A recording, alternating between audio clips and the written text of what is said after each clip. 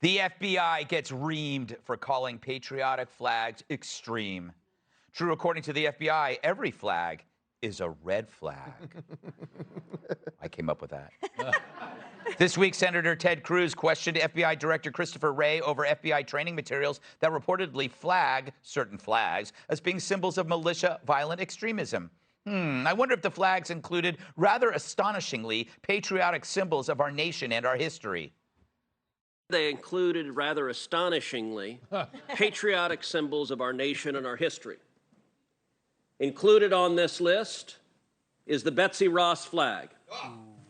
Now, that's fairly remarkable that the Betsy Ross flag in the FBI's indication is indicative of militia violent extremism. Wow, I didn't know Betsy Ross was such a bitch.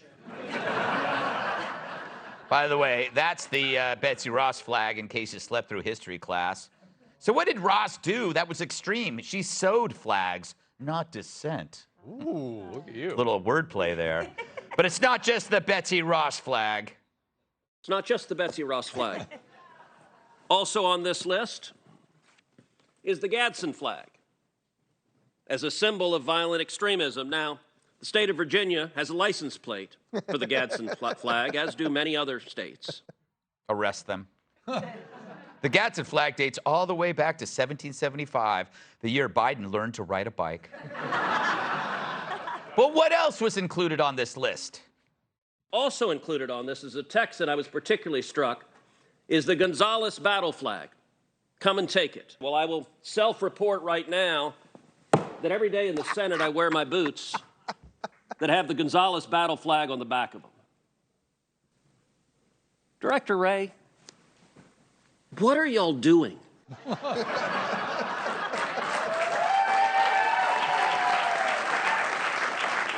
Well, you know, Cruz means business when he takes off his boots. It's the equivalent of Adam Schiff removing his underoos. But was Director Wray familiar with the particular document Cruz had behind him? Senator, I'm not familiar with the particular document you have behind you. We usually take great pains to put caveats and warnings in the document that make clear that a symbol alone is not considered evidence of violent extremism. So in the FBI's eyes, these flags are symbols of militia violent extremism. But BLM and Antifa flags, not included. But also included this one. Thank God burning that one is constitutionally protected. Or projected. Who cares? Joey, everything you wear, according to the FBI, makes you a person of sexy interest. Yeah, you know, I got an itch right here. A little bit of a one right here. Yeah. So you have Betsy Ross on one bicep, and you got the Gadsden flag on another. Yeah, so I've got it on my elbow so the snakehead moves. It's kind of make it dance. You also have really big biceps. Well, I skipped leg day. I mean, come on. No, listen. I am apparently I'm two-thirds of I'm two-thirds of a man, and also I'm two-thirds of a terrorist. No, you're 100% all man in my book, Joey. If I get that Gonzales flag tattooed on me, I'll get magical terrorist legs going back. I mean, how ridiculous is this? And then his answer is, well, you know, the symbol alone is not enough. Well, no, it's not enough, because those symbols mean you love this country and you don't just fully trust the government, and that's somehow a bad thing. Like, we founded this country on rebelling from tyranny. We wrote a constitution that guaranteed it wouldn't reach into our lives and constrict us. And now people that believe in that believe in those principles that founded this country, are a public threat because this country is expounded to the point of the federal government or nothing. Like, you have to believe in the federal government to keep you safe. That's why they want to take the Second Amendment away. You have to believe in it so much you don't need to speak against it. That's why they have all of big tech behind them. And it scares them to death to have Americans that still think for themselves. Yeah, you know, you might be familiar with this, Dr. Drew. So they do this, it's like I call it the criteria of linkage. Well, anybody can be guilty of something because somebody else bad is doing it. For example, if you drive a VW, well, you know who drove a VW? Ted Bundy and Nazis. Yes. No, so, it's just this weird world of association. Yes. Yeah. It's like the Volkswagen. I think Hitler started. Yeah. You're a Nazi. You run, and they do all these I saw a lot of that in the January 6th committee. There was a Yes. lot of that stuff going on there. Where they were saying it's possible that there was maybe a felony committed, but since there's no evidence of a felony, how are the people going to feel when a felony might have been found, right? Yeah. And it's like, whoa, these speculations are all just associative. They have no relevance in fact.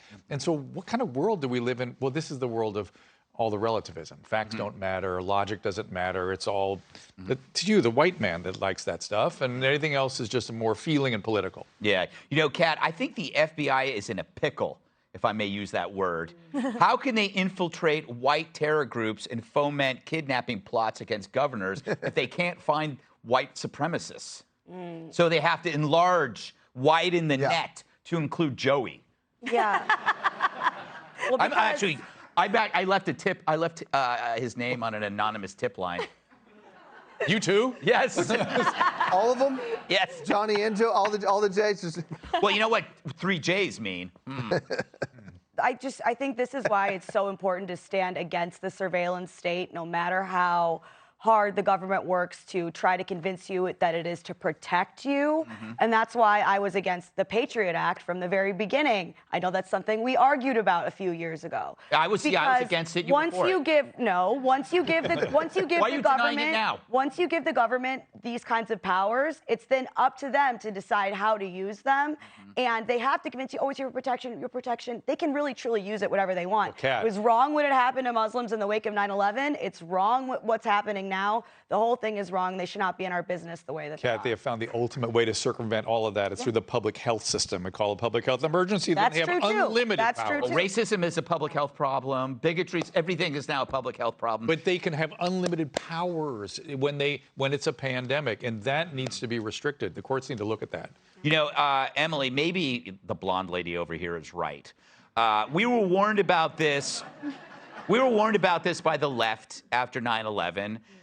Did they turn out to be right? That once you started looking for terrorists, you were going to be looking for domestic terrorists too. You could label anybody.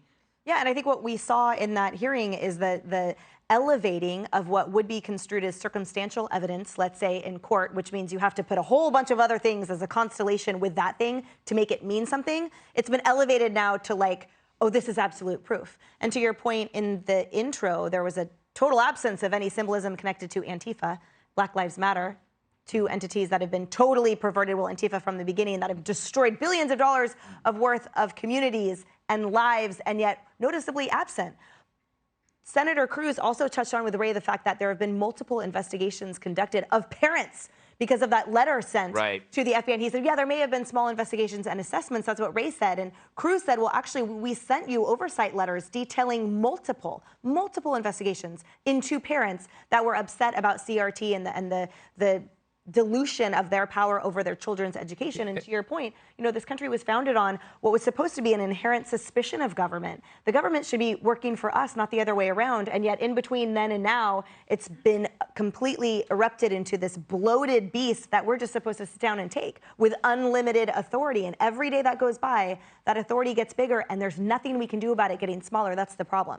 Is that it's like the beast that gets fed. Every inch that it takes, it's really hard to put it back. Has the woke nature of truth entered the courtroom around evidence? Is evidence just becoming associative now, or are the rules of evidentiary procedures no, still? thankfully, talk about the next segment. That has stayed. Okay, sorry. That has stayed how That it is. state it still holds. Yeah, yes, No, yes. not for long. Except for Really? judicial This is activism. my show. Anywho. Hey, Sean Hannity here. Hey, click here to subscribe to Fox News YouTube page and catch our hottest interviews and most compelling analysis. You will not get it anywhere else.